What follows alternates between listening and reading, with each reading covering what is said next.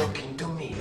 Aujourd'hui, j'ai rendez-vous avec un acteur avec qui chaque rencontre est pour moi en tout cas un véritable bonheur, même si je sais l'homme angoissé et pétri de doutes. Michel Blanc. Évidemment, on pense tous à la bande du Splendide, mais aussi à des rôles troublants dans des films audacieux comme Tenue de soirée ou Monsieur Hir. Monsieur Michel Blanc, figurez-vous que c'est 40 ans de cinéma, mais aussi des films cultes à n'en plus compter. Michel Blanc, venez donc Michel Blanc. Je suis en train de vous déclamer mon amour. Je suis bouleversé. Voilà, et vous dire à quel point j'ai envie de vous voir dans ce plateau de lancement pour vous parler de ce nouveau film, Les Souvenirs. Voyons-nous. Nous allons parler du temps qui passe. Que reste-t-il de nos amours? Toujours aussi bon ici. Et le temps qui passe, c'est bien le problème de ce personnage qui doit convaincre sa mère d'entrer en maison de retraite. C'est ta grand-mère. Qu'est-ce qui se passe? Alors effectivement, on a reçu un appel de la maison de retraite. Mais bon, c'est pas la première fois, hein, c'est une vraie passoire là-bas. Mais du coup, concrètement, vous pouvez faire quoi? Ah, concrètement, rien. On peut pas lancer un avis de recherche. À la télé, ils passent leur temps avec leur alerte enlèvement. On peut pas faire pareil. Vous voulez qu'on lance l'alerte enlèvement pour votre mère? J'ai retrouvé dans votre personnage certaines caractéristiques que vous avez eu l'occasion de jouer, un côté un peu râleur de mauvaise foi, et pourtant, je trouve que c'est pas non plus une partition qui vous avait été déjà offerte. Est-ce que vous êtes d'accord avec moi? Je suis entièrement d'accord. On arrête là? Non.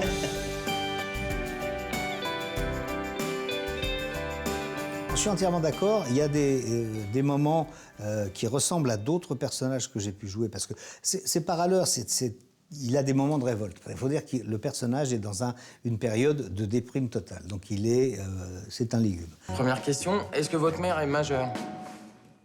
Tu t'énerves pas, hein? Ah mais je m'énerve pas, je ne m'énerve pas du tout, non, non, non. Mais il y a quand même des trucs qui le font sortir de ses gonds parce que c'est énorme. On voit tout, nous, ici. Et une mère plus jeune que son fils, t'as déjà vu ça, toi? Hein, vraiment? Attendez, vous me tutoyez, là, Oui, je monsieur? vous tutoie. Laisse-moi, toi, tout va bien, tout va bien. En quoi il vous a touché, ce personnage?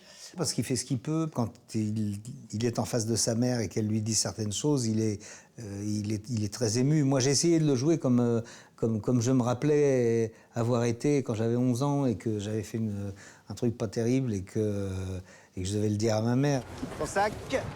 Voilà. Toi, tu rentres comment? C'est Patrick qui me ramène. Ah bon? Merci les enfants pour le déjeuner. C'est normal, maman. J'espère que ça t'a fait du bien. Allez, démarre.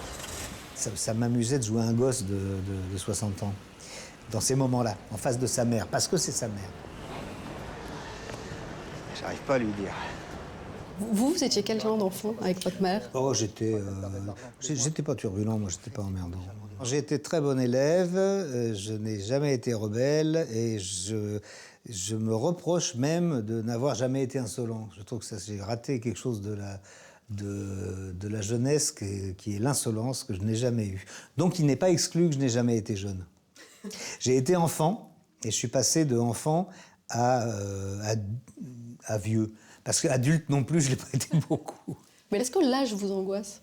Oui, franchement, oui, c'est plus agréable d'avoir 32 ans. Mais ça ne se reproduira pas avant un moment, donc il faut que... Non, mais tant que ça marche à peu près, que tout marche à peu près, je ne me plains pas. Je regardais, ça fait 40 ans que vous faites du cinéma. C'est trop ou c'est trop peu? C'est passé très vite? C'est passé assez vite, oui. Oui.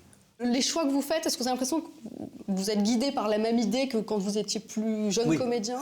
Guidé par la même idée, oui. Quand j'étais plus jeune comédien, il y avait éventuellement le côté, oui, tu pourras pas payer ton loyer si tu tournes pas dans les 2 mois qui viennent. Donc ça a pu m'inciter à accepter des trucs que j'accepterais pas maintenant. Mais pas tant que ça. Vous avez des vrais regrets? Non, fallait que je les fasse. Puis on apprend même dans les pires trucs. D'abord, on apprend à pas les refaire, c'est déjà une bonne chose, mais... Non, j'ai pas de regrets. J'ai par contre résisté à un moment après Marche à l'ombre, parce que je me suis dit, il y a eu cette première période avec les films de café-théâtre, les bronzés, les machins, les trucs avec le comte, et Marche à l'ombre, qui était la suite logique, mais qui était mon premier film. Comme réalisateur. Comme réalisateur et auteur en même temps, et acteur. Et je me suis dit, après Marche à l'ombre, c'est pas le premier d'une série, c'est le dernier d'une série. Alors j'ai mis 10 ans à en faire un autre en tant que metteur en scène. Mais il se trouve que pendant ces 10 ans, j'ai eu la chance de faire 2 des rôles les plus importants de ma carrière, qui sont Tenue de soirée et Monsieur Hir. Alors voilà, donc ça a été 10 ans plutôt agréable à faire. Ces dernières années, vous tournez moins. Vous n'êtes pas un boulimique, il y a des Non, non. acteurs et qui l'assument, hein, Je sais, Cadeira, oui. Daniel Ah, Auteuil. bah, Daniel, oui, je sais. Daniel, il a supporte pas de besoin. pas savoir, oui, ce qu'il va faire. oui, moi j'aime bien ne pas savoir ce que je vais faire. J'ai eu la chance récemment de faire des choses, notamment l'exercice de l'État, où le personnage était ce que je rêvais d'essayer de jouer depuis longtemps, c'est-à-dire l'inverse vraiment de moi, un personnage très, très déterminé, très fort, qui parle peu, qui est droit dans ses bottes, qui a une conviction très, très établie, qui est sûr de lui et qui ne scie pas.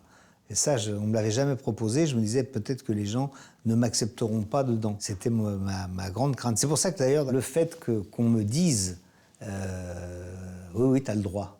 Tu as le droit de les faire, ces rôles-là, en m'attribuant le César, m'a fait extrêmement plaisir. Je me suis dit, tu t'es pas trompé sur l'inflexion que tu peux donner sur la suite, quoi. Là, par exemple, j'ai un projet. Bon, c'est pas un premier rôle, mais c'est un rôle. C'est très atypique et très intéressant parce que j'ai écrit le scénario d'après un roman. C'est un personnage très truculent et tout à fait, alors, une espèce de vieux malfrat, à la fois très atypique parce qu'il est capable d'élan et en même temps qui peut descendre quelqu'un et faire descendre quelqu'un comme ça. C'est un personnage, je ne sais pas encore comment je vais le faire, il me fait peur. Voilà. Donc ça me plaît beaucoup parce que c'est pas forcément les premiers rôles qui sont systématiquement intéressants. C'est ceux qui font le star system. Sauf que, voilà, j'ai renoncé à l'idée de l'Oscar à Hollywood depuis un petit moment. Donc je me dis qu'autant qu'il y ait des grands et des petits rôles passionnants plutôt que des grands rôles chiants. Si c'est possible. C'est sous la direction du réalisateur de L'Arnaqueur, Pascal Chaumeil, que Michel Blanc endossera ce nouveau costume de truand imprévisible. Titre du film, Un petit boulot.